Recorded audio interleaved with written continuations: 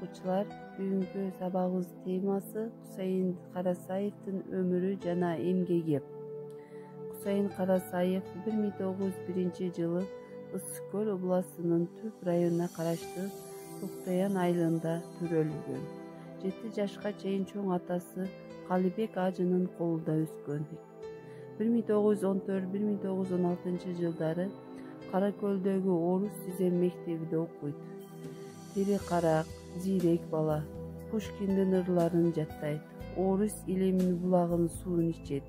1916 жылда Аламат өлкөндө эл менен бирге Кытайга качат. Кайра 1921 жылы өз элине, жерине кайтып келет. 1923-1924 жылдары Токтоян айылынын селровком болуп иштейт. Эл оозуна алынып, коомго аралашат. Ал эми 1925 жылы Ташкентке барып, Кыргыз-Казак Талим-тарбия институтуна кирип окуйт. Кусейин Ташкентте иштеген. Абдырахманов жана Арапбаевдер менен өтө жакын болгон. 1924-1925 жылдары Орто Азия мамлекеттик университетине жумушчулар факультетинде сабак берген.